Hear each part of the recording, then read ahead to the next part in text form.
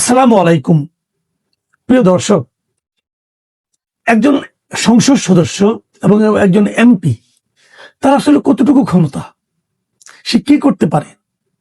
তিনি আইন প্রণয়নের জন্য জাতীয় সংসদে বসতে পারেন, অন্য আরো 299 জন এমপির সঙ্গে বসে উনি আইন প্রণয়নে তার যে ভূমিকা সেটুকু রাখতে পারেন।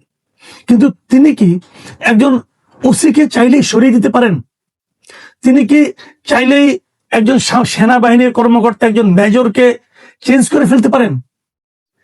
তিনি কি চাইলেই প্রশাসনের যে কাউকে ওনার ইচ্ছা মতো যখন তখন যে কোনো জায়গা থেকে অন্য এক জায়গায় বদলি করে দিতে পারেন? এটা তো পারার কথা না। আইন অন্ততপক্ষে তা বলে না।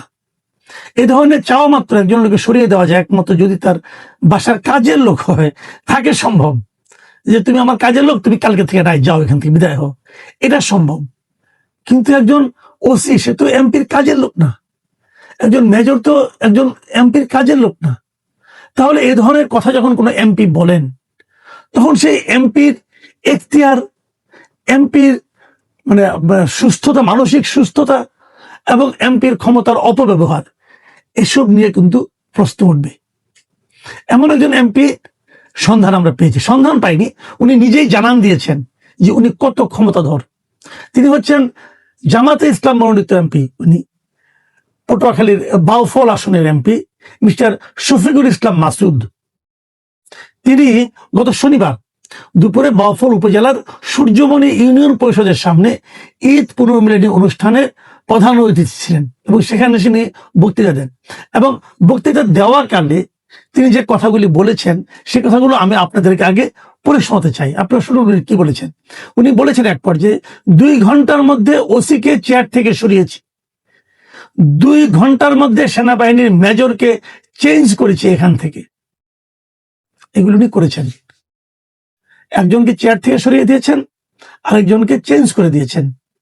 একজন পুলিশের উপজেলা থানা প্রধান, আরেকজন একজন সেনাবাহিনীর মেজর, এবং উভয় ক্ষেত্রে তার সময় লেগেছে মাত্র 2 ঘন্টা। তিনি আরো বলেছেন কি দেখেন, অনেকে বলে ভোটে এমপি হইছেন, আমি বলি খালি ভোটে এমপি হই নাই, পাওয়ারেও এমপি হইছি। পাওয়ার দেখাইতে আসবেন না, পাওয়ার দেখাইবে 5 লক্ষ মানুষ। মানে ঠিক আছে, মানুষ পাওয়ার দেখাবে, কোনো সমস্যা নাই, আপনাকে কেউ পাওয়ার দেখাতেও আসবে না, এটাও আপনার প্রত্যাশা বাস্তবায়িত হোক, কোনো আপত্তি নেই আমার। কিন্তু আমার আপত্তি হলো আপনি যখন বলেন যে আপনি কেবল ভোটে এমপি হন নাই, পাওয়ারে এমপি হয়েছেন, তখন আমরা একটা আতঙ্কিত হই। আতঙ্কিত হই এই কারণে যে আমাদের জানা ছিল না যে পাওয়ারে এমপি হওয়া যায়। আমরা সব সময় জানি যে এমপি হতে হয় ভোটে, ভোট বেশি পাবেন এমপি হবেন। এখানে পাওয়ার খাটানোর জায়গাটা কোথায়? নাকি আপনি ভোটের বাইরেও পাওয়ার খাটিয়েছেন, সেই পাওয়ারের মাধ্যমে এমপি হয়েছেন, তাহলে তো আপনি অবৈধ এমপি। তাহলে তো আপনি যথাযথ নির্বাচনের মাধ্যমে হন নাই। যথাযথ নির্বাচন তো পাওয়ার দেখানোর কোনো সুযোগ নাই, আপনি কিন্তু দেখান নাই। আপনি পাওয়ার খাটাইয়া এমপি হয়েছেন বলে নিজেই দাবি করছেন। আমি তো মনে করি ব্যাপারটা নিয়ে নির্বাচন কমিশনের এখন দেখাশোনা করা উচিত। উনি কি বলছেন আসলে এগুলো? এবং উনি কাউকে হুমকি দিতে যে, কাউকে সমালোচনা করতে যে নিজের সম্পর্কে কিছু কথা বলেছেন। উনি বলেছেন শফিকুল ইসলাম মাসুদ কি জিনিস এটা বাউফলের মানুষকে দেখানোর দরকার নাই।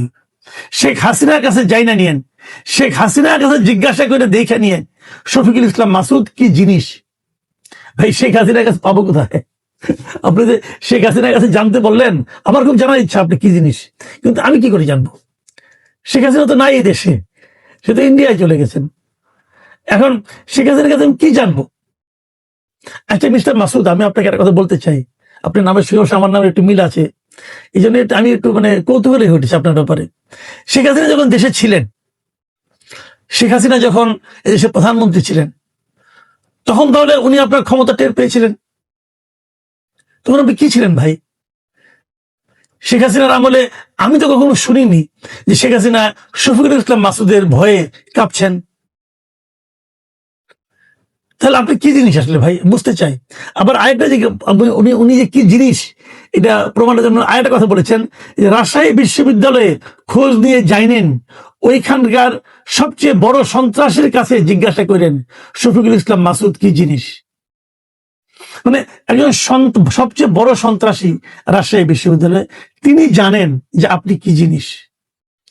এই যে একজন সন্ত্রাসী জানেন আপনি কি জিনিস, আর কেউ জানে না, এটা কি আপনার জন্য বাড়তি কোনো সম্মান বয়ে আনে? আমি বুঝতে পেরেছি আপনি একটু উত্তেজিত হয়ে গিয়েছিলেন, কিন্তু এই উত্তেজনা আপনাকে কোথায় উঠাচ্ছে অথবা কোথায় নামাচ্ছে সে বিষয়ে কি কোনো খেয়াল আছে? ভাই মাসুদ সাহেব, আমি আপনাকে একটা কথা বলি, আপনি তখন আর আগের মতো না। আপনি কিন্তু এখন কেবল জামাত নেতা তা না, কিন্তু আপনি এখন একজন সংসদ সদস্য। ওই এলাকায় যারা জামাত না করেন আপনি তাদেরও সংসদ সদস্য। কিন্তু এমন কিছু কেন বলেন যার মাধ্যমে সংসদ সদস্য হিসাবে আপনার যে অবস্থান, সে অবস্থানটা ক্ষতিগ্রস্ত হয়? কেন বলেন? তবে উনি শেষ দিকে কিছু কথা বলেছেন যেটা আমার কাছে খুব ইন্টারেস্টিং মনে হয়েছে, সেটা আপনাদের একটু শেয়ার করি। এটা অতটা বিতর্কিত না, আমার এই কথাটা পছন্দ হয়েছে। উনি বলেছেন, শেখ হাসিনা উন্নয়ন তো কম করে নাই, তারপরও পালানো লাগছে কেন? উন্নয়ন করে যদি টিকে থাকতে পারত তাহলে বাংলাদেশে একমাত্র শেখ হাসিনার টিকে থাকার কথা, কিন্তু পারে নাই কেন? আমার সেই কথাটা পছন্দ হয়েছে। এই কথাটার মাধ্যমে আপনি একটা সত্য কথা বলছেন যে কেবল উন্নয়ন দিয়ে ক্ষমতায় টিকে থাকা যায় না। ক্ষমতায় টিকে থাকার জন্য আরো কিছু বিষয় লাগে। মানুষের আত্মসম্মান নিয়ে বাঁচার যে অধিকার, সেই অধিকারটাকে যদি সম্মান না করতে পারে কোন সরকার, তাহলে সেই সরকারের জন্য টিকে থাকা আসলেই কঠিন হয়।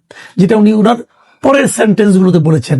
তিনি বলেছেন, শফিকুল ইসলাম মাসুদ বলেছেন, রাস্তা দিছে, ঘাট দিছে, সেতু দিছে, এইটা করছে, ওইটা করছে, কিন্তু মানুষের মনে কোনো আনন্দ ছিল না, মানুষের অধিকার ছিল না। জনগণের অধিকার ও মত প্রকাশের স্বাধীনতা নিশ্চিত না হলে শুধু অবকাঠামোগত উন্নয়ন দিয়ে মানুষের আস্থা অর্জন করা সম্ভব নয়। চমৎকার কথা, আমি আপনার সঙ্গে একমত, আমি টোটালি একমত যে অবকাঠামোগত উন্নয়ন দিয়ে মানুষের আস্থা অর্জন করা যাবে না। মানুষকে মত প্রকাশের স্বাধীনতা দিতে হবে, জনগণের অধিকার দিতে হবে। খুব ভালো বলেছেন, কিন্তু এটা বলতে যে উনি আরেকটা কথা কিন্তু এই ফাঁক দিয়ে কিন্তু বলে ফেলেছেন, যেটা নিশ্চয়ই দর্শক আপনারা খেয়াল করেছেন, আমিও পড়েছি। সেটা হলো উনি স্বীকার করেছেন যে এই দেশে শেখ হাসিনার মতো এত উন্নয়ন আর কেউ করেনি। Very interesting point. তো এখন যদি পরবর্তী কোনো সরকার যারা থাকবে ক্ষমতায়, যেমন ধরেন আপনারা আছেন অথবা বিএনপি আছে অথবা যে কেউ থাকুক, তারা যদি তাদের আমলে যদি জনগণ ফিল করে যে তাদের অধিকার অর্জিত হচ্ছে না, তাদের মত প্রকাশের স্বাধীনতা তাদের চাহিদা অনুযায়ী হচ্ছে না, যদি জনগণ ফিল করে, তখন কিন্তু জনগণ আগের সরকারের এবং এই সরকারের উন্নয়নের তুলনা করতে থাকবে। সেই তুলনায় আপনারা কোথায় থাকবেন সেটা একবার একটু মাথায় রেখেন। এটা এই সরকারকে আমি মাথায় রাখার জন্য অনুরোধ করছি।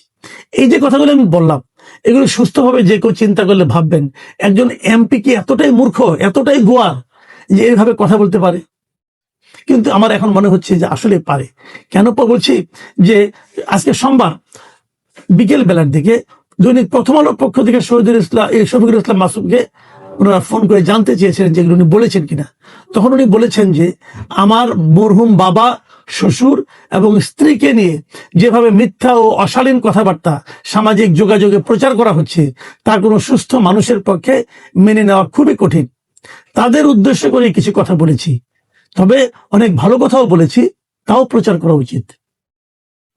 এখানে একটা কথা দেখেন, সামাজিক মাধ্যমে অনেক কিছু বলা বলি হয়। আপনার বাবা, শ্বশুর এবং স্ত্রীকে নিয়ে যারা প্রচার করেছে তারা নিশ্চয়ই অন্যায় করেছে, খুবই অন্যায় করেছে। আমি মনে করি সামাজিক মাধ্যমে এই সমস্ত কথাবার্তা কিন্তু আপনারা আইনগত ব্যবস্থা নিতে পারেন, সরকার চাইলে পারে। আমি তো দেখি মাঝে মাঝে প্রধানমন্ত্রীকে নিয়ে কিছু বললে পরে তাকে আপনারা ধরে ফেলেন।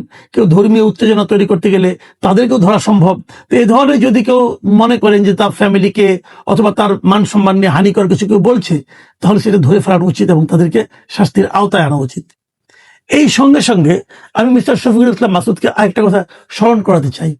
এই যে সামাজিক মাধ্যমে যে মানুষকে আক্রমণ করা, অশ্লীল কথাবার্তা বলা এবং নানাভাবে হেয় প্রতিপন্ন করা, বিপর্যস্ত করে তোলা, এই কাজগুলো কিন্তু করার জন্য বাংলাদেশের চ্যাম্পিয়ন হলো যারা, তারা কিন্তু আপনাদের দলের মানে জামাতের বট বাহিনী বলা হয় এদেরকে।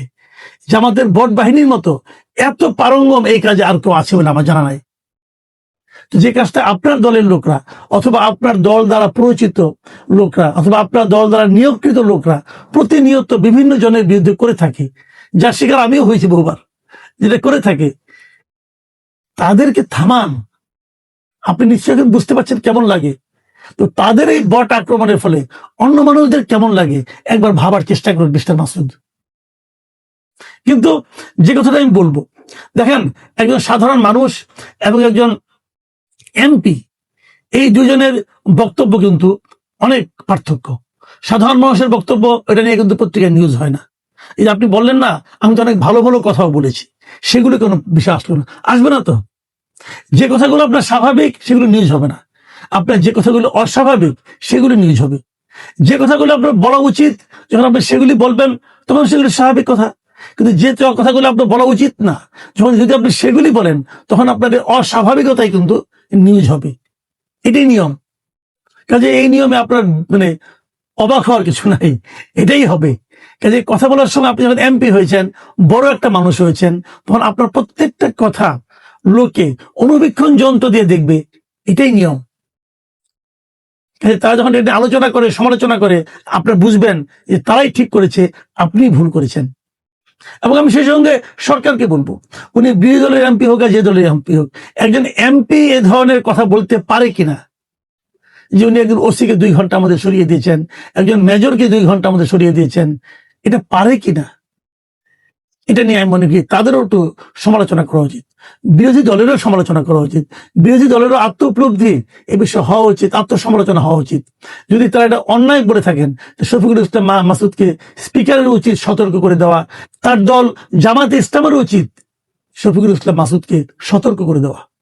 যদি এখন সতর্ক না করে দেয়, তাহলে হয়তো তার এই পাগলামি দিন দিন আরো বাড়তে থাকবে। প্রিয় দর্শক, এখন এ পর্যন্তই। আল্লাহ হাফিজ।